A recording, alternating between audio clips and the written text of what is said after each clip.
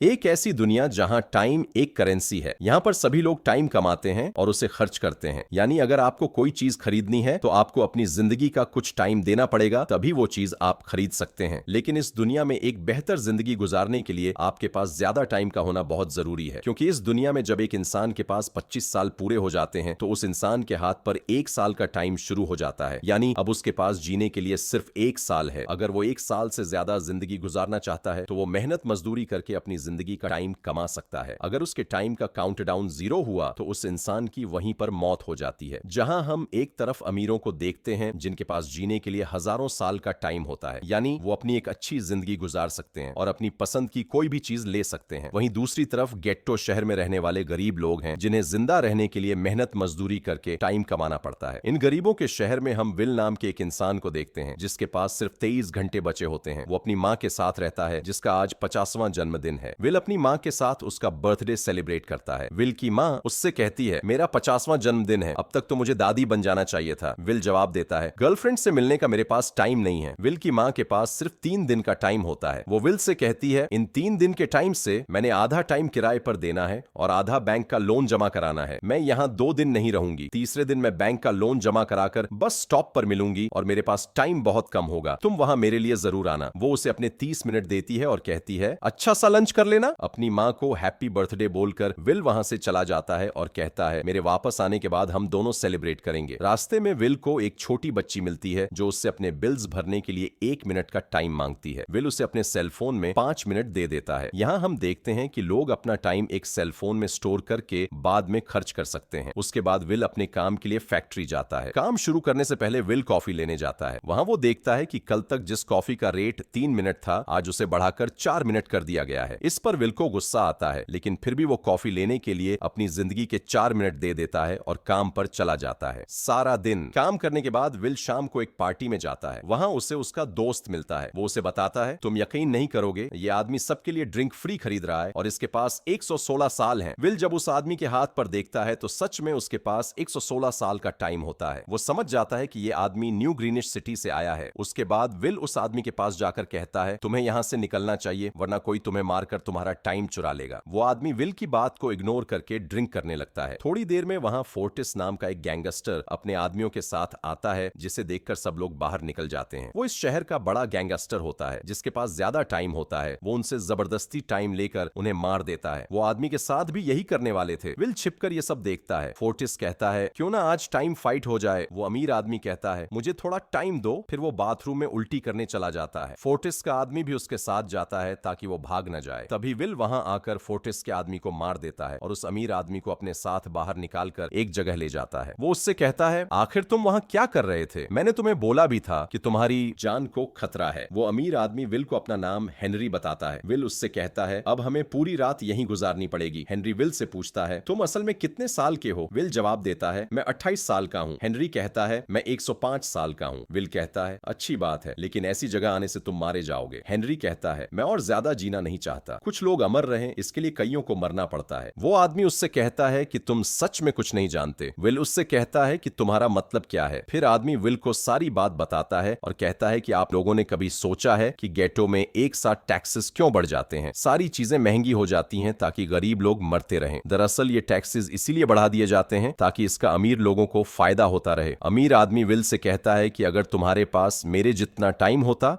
तो तुम इसका क्या करते? विल उसे कहता है कि मैं हमेशा की तरह टाइम देखना बंद कर देता, क्योंकि वो हर वक्त अपना टाइम देखता रहता है। इसलिए कि उसे डर था कि कहीं वो टाइम खत्म हो गया तो वो मर न जाए। विल कहता है कि मेरी माँ घर को संभालने के लिए बहुत ज्यादा मेहनत करती है। अगर मेरे पास इतना ज्यादा टाइम होता तो मैं अपनी माँ के लिए ग्रीनिच सिटी में एक अच्छा सा घर लेकर खुशी से जिंदगी गुजारता। उसके बाद वो दोनों वहीं पर सो जाते हैं। सुबह होते ही हेनरी देखता है कि विल अभी भी सो रहा है। वो चुपके से अपना सारा टाइम विल की घड़ी में ट्रांसफर कर देता है और अपने पास सिर्फ 5 मिनट ही रख लेता है। फिर जैसे ही विल की आंख खुलती है, विल हमेशा की तरह अपनी घड़ी देखता है। उसने देखा कि उसके पास 116 साल का टाइम है। वो हैरान हो जाता है कि कहीं मैं ख्वाब तो नहीं देख रहा। तभी विल की नजर विंडो पर पड़ती है जिस पर लिखा था, मेरा टाइम बर्बाद मत करना। फिर विल की नजर हेनरी पर पड़ती है। हेनरी एक ब्रिज पर बैठा होता है। विल भागकर उसके पास जाता है, लेकिन तब तक बहुत देर हो चुकी होती है। हेनरी के पास सिर्फ कुछ ही सेकंड बचे होते हैं। जो ही टाइम 0 होता है तो वो ब्रिज से नीचे गिरकर मर जाता है। विल को यह देखकर बहुत अफसोस होता है। अब विल के पास 116 साल का टाइम था। विल समझ जाता है कि अगर वो यहाँ रहा तो लोग समझेंगे कि हेनरी को उसने मारकर उसका टाइम चुरा लिया है। विल जल्दी से अपने दोस्त के घर जाता है और उसे अपनी घड़ी का टाइम दिखाता है। विल का दोस्त ये देखकर हैरान हो जाता है और विल से कहता है, तुम्हें इतना सारा टाइम कहां से मिला? तो विल बताता है कि हेनरी ने उसे ये टाइम दिया, जिसके बाद विल ने अपने दोस्त को दोस्ती की खातिर 10 साल का टाइम भेज दिया। विल के दोस्त ने उसका शुक्रिया अदा किया और कहा कि यहाँ पर रहना तुम्हारे लिए सेफ नहीं है। विल उसे बताता है कि मैं अब यहाँ नहीं रह सकता, मैं अपनी माँ को लेकर ग्रीनिश सिटी में एक अच्छा सा घर लेकर वहाँ जिंदगी गुजारूंगा। उसके बाद विल अपने दोस्त को गले लगाकर वहाँ से चला जाता है। वो सीधा बस स्टॉप पर जाता है जहाँ 2 दिन पहले उसकी माँ ने विल को आने के लिए कहा था। दूसरी तरफ विल की माँ सारे बिल्स अदा करके बस की तरफ आती है। यहाँ पर उसे पता चलता है कि एक ही दिन में बस की टिकट के दाम डबल हो चुके हैं। जहाँ 1 घंटे की टिकट मिलती थी अब वो डबल होकर 2 घंटे की हो गई थी। विल की माँ के पास सिर्फ 1.5 घंटा ही बचा होता है। वो बस ड्राइवर से कहती है कि अगले बस स्टॉप पर उसका बेटा उसे आधा घंटा दे देगा, लेकिन बस ड्राइवर उसकी बात नहीं सुनता और कहता है कि अगर तुम्हारे पास टाइम नहीं है तो पैदल चली जाओ। वो लोगों से भी मदद मांगती है, लेकिन कोई भी उसकी मदद करने को तैयार नहीं था, इसलिए वो दौड़ती हुई पैदल घर की तरफ जाती है। दूसरी तरफ विल अपनी माँ को बस में न देखकर समझ जाता है कि उसकी माँ मुसीबत में है। वो उसी वक्त अपनी माँ की तलाश में भागता है। उधर विल की माँ रास्ते में लोगों से मदद मांगती है। वो लोगों के घरों के दरवाजे भी खटखटाती है क्योंकि उसके पास टाइम बहुत कम बचा हुआ था। थोड़ी देर में विल को अपनी माँ दिख जाती है, लेकिन तब तक बहुत देर हो चुकी होती है। विल की माँ भागते हुए विल के पास आती है, लेकिन उसका टाइम कम होने की वजह से वो विल तक नहीं पहुंच पाती और विल के पास आने तक वहीं पर उसकी मौत हो जाती है। यह देखकर विल को बहुत ज्यादा दुख होता है क्योंकि उसने अपनी माँ के लिए बहुत कुछ सोच रखा था। वो चीख चीख कर रोता है। अगली सुबह हेनरी की डेड बॉडी टाइम कीपर को मिल जाती है। ये टाइम कीपर आज की दुनिया में पुलिस का काम करते थे। इनका काम क्राइम्स को रोकना होता है। टाइम कीपर के ऑफिसर रेमंड ने उस जगह की अच्छी तरह से जांच की, लेकिन उसे कोई भी क्लू न मिला। तभी रेमंड की नजर ब्रिज पर लगे सीसीटीवी कैमरे की तरफ जाती है। वो उसकी फुटेज चेक करने सीसीटीवी रूम निकल पड़ा। दूसरी तरफ विल को समझ आती है कि उसकी माँ की मौत के जिम्मेदार ग्रीनिश सिटी में रहने वाले अमीर लोग हैं। विल उनसे बदला लेने के लिए ग्रीनिश सिटी निकल पड़ता है और यहाँ से असली कहानी शुरू होती है। ग्रीनिश सिटी में एंटर होने के लिए विल को 1 साल का टाइम खर्च करना पड़ता है, तभी जाकर विल ग्रीनिश सिटी पहुंचता है। वहां जाकर विल ने अमीरों का लाइफस्टाइल देखा तो उसकी आंखें खुली की खुली रह गईं। वहां के लोगों के पास इतना टाइम था कि वो मरने का नाम तक भूल चुके थे। ये देखकर विल को गुस्सा आ जाता है। विल वहां रहने के लिए बहुत ही महंगा रूम बुक करता है। सुबह होते ही विल को खाना खाते समय एक खूबसूरत लड़की देखती है, जैसे उसे विल से प्यार हो गया हो। दूसरी तरफ टाइम कीपर सीसीटीवी फुटेज से हेनरी की मौत का जिम्मेदार विल को मान लेते हैं क्योंकि उस वक्त विल वहां नजर आता है। रिसर्च के दौरान पता चलता है कि किसी ने बहुत सारा टाइम खर्च करके ग्रीनिश सिटी में एंटर किया है। रेमंड को पता चल जाता है कि विल ग्रीनिश सिटी गया है और उसी ने हेनरी को मारा है। रेमंड अपनी टीम को लेकर ग्रीनिश सिटी रवाना हो जाता है। दूसरी तरफ विल अमीरों की पार्टी में एंटर होता है। इस पार्टी में एंटर होने के लिए 1 साल का टाइम जमा कराना पड़ता है, तभी वो अंदर जाता है। वो वहां जाकर अमीरों में पोकर वाली गेम खेलने लगता है। विल फिलिप नाम के एक रईस आदमी के साथ पोकर की गेम लगाता है। फिलिप यहाँ का सबसे अमीर आदमी था। उसके बहुत सारे टाइम बैंक थे। फिलिप के साथ उसकी बेटी भी बैठी होती है। ये वही लड़की होती है जो थोड़ी देर पहले विल को प्यार से देख रही थी। गेम शुरू होते ही विल ने अपनी लाइफ का सारा टाइम दांव पर लगाकर गेम जीत लिया। वो फिलिप से 1100 साल जीत जाता है। यह देखकर फिलिप की बेटी सिल्विया विल से और ज्यादा इंप्रेस हो जाती है। उसने विल को अपने घर पार्टी पर आने के लिए कहा। दूसरी शाम विल नई कार लेकर सिल्विया के घर उसकी पार्टी पर जाता है और सिल्विया के साथ पार्टी डांस करने लगता है। डांस करते दौरान सिल्विया विल को दिल दे बैठती है। तभी वहां पर रेमंड अपनी टीम के साथ आ जाता है। वो विल को एक कमरे में ले जाते हैं और उससे इन्वेस्टिगेशन करते हैं। टाइम कीपर विल से कहता है, तुम्हें इतना सारा टाइम कहां से मिला? विल बताता है, एक हेनरी नाम के आदमी ने मुझे अपनी जिंदगी के 116 साल दिए हैं। उसने कहा था कि अब उसे इसकी जरूरत नहीं। टाइम कीपर उसकी बात न मानते हुए विल से उसका सारा टाइम ले लेते हैं और उसके पास सिर्फ 2 घंटे छोड़ते हैं। सिल्विया विल को कातिल समझकर नाराज होकर चली जाती है। विल समझ जाता है कि ये लोग उसे हेनरी के झूठे इल्जाम में फंसाकर उम्र कैद की सजा देंगे। मौका देखकर विल रेमंड के आदमियों को मारकर वहां से सिल्विया को बंदी बनाकर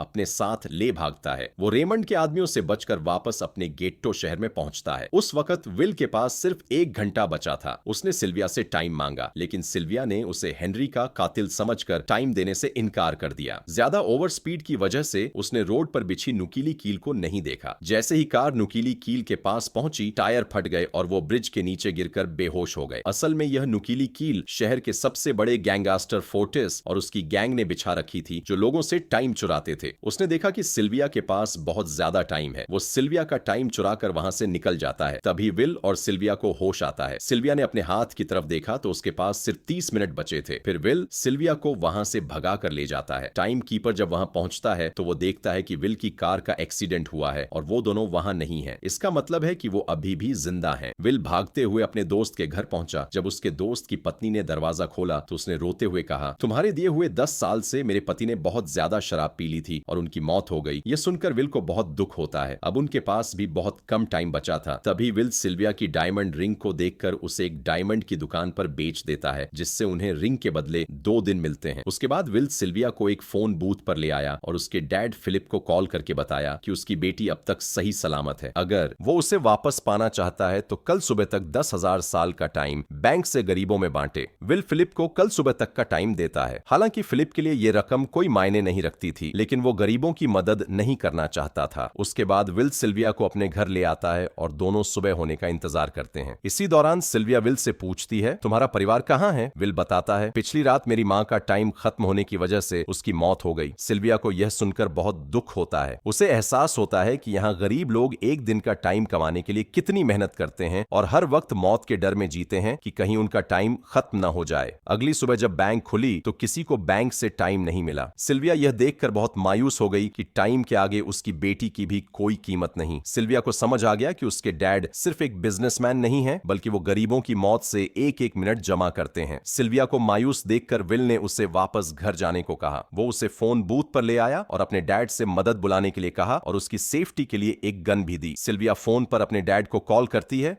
और मदद मांगती है। जैसे ही वो पीछे देखती है, टाइम कीपर भी वहां आ जाता है और विल पर अपनी गन तान देता है। सिल्विया यह देखकर घबराहट में टाइम कीपर पर शूट कर देती है। विल भागता हुआ टाइम कीपर के पास जाता है। सिल्विया की गन से निकली गोली ने टाइम कीपर के हाथ को शूट किया था। विल टाइम कीपर के हाथ को देखता है और उसके पास भी बहुत कम टाइम बचा होता है। विल उसे अपने 2 घंटे देता है और कहता है, इसे एक तोहफा समझो। उसके बाद वो टाइम कीपर की कार लेकर वहां से भाग जाते हैं। फिर विल और सिल्विया मिलकर अमीरों से उनका टाइम छीन लेते हैं और पुलिस की गाड़ी छोड़कर उनकी गाड़ी अपने साथ ले जाते हैं। विल सिल्विया से कहता है, अब तुम्हें अपने घर वापस जाना चाहिए। सिल्विया कहती है, मैं तुमसे प्यार करती हूँ, मैं वापस घर नहीं जाना चाहती। वो कहती है, मैं तुम्हें बहुत सारा टाइम दिला सकती हूँ। फिर सिल्विया विल के साथ मिलकर अपने डैड के बैंक से बहुत सारा टाइम चुरा लेती है। उस टाइम को वो गरीबों में बांट देते हैं। फिलिप जब मीडिया में यह खबर देखता है कि उसकी बेटी अपने डैड के बैंक से टाइम चुराकर गरीबों में बांट रही है तो उसे बहुत गुस्सा आता है और वो टाइम कीपर से कहता है, विल और सिल्विया को मार दो। उसके बाद टाइम कीपर रेमंड अपनी टीम के साथ मिलकर विल और सिल्विया को पकड़ने के लिए निकल पड़ता है। तभी विल को टाइम कीपर के आने का पता चल जाता है। वो दोनों खिड़की से नीचे कूद जाते हैं और वहां से अपनी जान बचा लेते हैं। इतनी बड़ी चोरी करने के बाद अब सरकार भी इन दोनों से तंग आ चुकी थी, इसीलिए उन्होंने विल और सिल्विया के सिर पर 10 साल का टाइम इनाम रख दिया। यह देखकर फोर्टिस और उसके गैंगस्टर भी उन्हें कुत्तों की तरह ढूंढने लगे थे और सिल्विया के पास टाइम की कमी तो थी नहीं, इसलिए उन्होंने पूरे होटल को ही बुक कर लिया था। इधर फोर्टिस इन दोनों की तलाश में उस होटल के बाहर आ पहुंचा। वो कुछ लोगों को बंदी बनाकर उनसे विल और सिल्विया का ठिकाना पूछने लगा। उन लोगों पर विल के बहुत ज्यादा एहसान थे, इसलिए वो मरने के लिए तो तैयार थे, मगर विल का पता नहीं बता रहे थे। इनमें से एक आदमी ने मौत के डर की वजह से उन्हें विल और सिल्विया के ठिकाने का पता बता दिया। फिर फोर्टिस जल्दी से अपनी गैंग के साथ उस होटल में जाता है और विल को पकड़ लेता है। अब इन दोनों का बच पाना नामुमकिन था। फोर्टिस विल से कहता है कि क्यों ना आज टाइम फाइट किया जाए। विल यहां जान जाता है कि अगर उसने टाइम फाइट चैलेंज से इनकार किया तो ये लोग उसे मार देंगे। वो चैलेंज के लिए मान जाता है और उससे पंजा लड़ाता है। दोनों ने एक दूसरे की कलाई पकड़ ली। फोर्टिस ने शुरुआत में अपनी ताकत से विल के हाथ को नीचे कर दिया, जिससे विल का टाइम तेजी से फोर्टिस के हाथ में ट्रांसफर होने लगा, लेकिन विल बिल्कुल जोर ही नहीं लगा रहा था। जैसे ही विल के पास अपनी लाइफ के 7 से 8 सेकंड बचे, तभी विल ने अपनी ताकत से फोर्टिस के हाथ को नीचे कर दिया। फोर्टिस ये देखकर हैरान हो गया। वो पूरी ताकत लगा रहा था, लेकिन विल की ताकत के आगे वो बहुत ढीला पड़ रहा था। ये देखकर फोर्टिस के आदमियों का ध्यान उनकी बॉस की घड़ी पर गया। फोर्टिस के पास 3 से 4 सेकंड ही बचे थे। अब वो मरने वाला था। विल समझ गया कि अब उसके आदमी मुझे मार देंगे, इसलिए विल ने मौका देखकर अपने जूते से गन निकाली और फोर्टिस के आदमियों को वहीं पर मार गिराया। साथ ही फोर्टिस का टाइम 0 होने पर उसकी भी वहीं मौत हो गई। फिर विल और सिल्विया वहां से भाग निकले। इसी दौरान उन्होंने ऊपर से देखा कि अमीरों ने हर चीज के दाम बढ़ा दिए हैं। उन्होंने जो टाइम बैंक से चुराया था, अब उसकी कोई कीमत नहीं रही। वो खुद को हारा हुआ महसूस कर रहा था। वो सिल्विया से कहने लगा, अब अगर हम इन इन लोगों में हजारों साल भी बांट लें तो अमीर लोग चीजों के और ज्यादा दाम बढ़ा लेंगे। अब हम कुछ नहीं कर सकते। इस पर सिल्विया विल से कहती है कि मेरे पास एक प्लान है जिससे हम इन लोगों में लाखों साल बांट सकते हैं। अगली सुबह फिलिप जब अपने गार्ड्स के साथ ऑफिस पहुंचा तो सिल्विया वहां आई और कहा, मैं सरेंडर करना चाहती हूं, मगर अपने डैड के सामने। तभी विल गार्ड्स में छिपकर फिलिप के सिर पर अपनी गन तान देता है और फिर विल और सिल्विया ने मिलकर अपने पिता के लॉकर से एक टाइम कैप्सूल चुरा लिया। उस टाइम कैप्सूल में 10 लाख साल का टाइम मौजूद था जिससे गरीबों की जिंदगी अच्छे से गुजर सकती थी। फिलिप ने यह टाइम गरीबों की मौत के एक एक मिनट से जमा किया हुआ था। विल और सिल्विया वो टाइम कैप्सूल लेकर वहां से फरार हो जाते हैं। जब टाइम कीपर को यह पता चला तो वो फौरन दोनों की तलाश में निकल पड़ा। टाइम कीपर ने अपनी घड़ी देखी तो उसके पास 1 घंटे से कम टाइम बचा था। उसने अपने ऑफिस कॉल करके कहा, मेरी आज की सैलरी कैप्सूल में ट्रांसफर कर दो। लेकिन उससे पहले कि वो कैप्सूल से टाइम हासिल कर पाता, उसे विल की कार दिख जाती है और वो बिना टाइम ले ही विल की कार के पीछे लग जाता है। अपनी बॉडी में टाइम ट्रांसफर करना ही भूल जाता है, क्योंकि अगर वो कैप्सूल गरीबों को मिल जाता है तो घेट्टो शहर के सारे लोग अमर हो जाएंगे और अमीरों का सारा सिस्टम बर्बाद हो जाएगा। विल गाड़ी भगाकर घेट्टो शहर में पहुंचता है और वो टाइम कैप्सूल एक बच्ची के हाथ में देता है। उन्हें मालूम था कि रेमंड उनके पीछे घेट्टो शहर में आएगा, इसलिए वे दोनों घेट्टो शहर छोड़कर भागते हुए एक सुनसान जगह पर आ गए। उधर विल और सिल्विया ने घेट्टो शहर के लोगों में लाखों साल बांटकर उन्हें अमर कर दिया था, लेकिन खुद उनके पास बहुत कम टाइम बचा था। भागते भागते अचानक उनके आगे रेमंड आ गया और उन्हें पकड़ लिया। रेमंड ने विल को धमकी देते हुए कहा, अगर तुम्हें अपनी जान बचानी है तो मुझे वो टाइम कैप्सूल वापस कर दो। तभी विल ने रेमंड को अपनी घड़ी दिखाते हुए कहा, हमारे पास बहुत कम टाइम बचा है, कहीं तुम मेरा एहसान भूल तो नहीं गए? तुम्हें याद भी है कि जब तुम मरने वाले थे तो मैंने अपनी जिंदगी के 2 घंटे दिए थे, तो अब वो टाइम तो तुम्हें मुझे वापस करना चाहिए। ये सुनकर रेमंड को एहसास होता है कि विल और सिल्विया को पकड़ने के चक्कर में उसने अपने टाइम का ध्यान ही नहीं रखा। जब उसने अपनी घड़ी देखी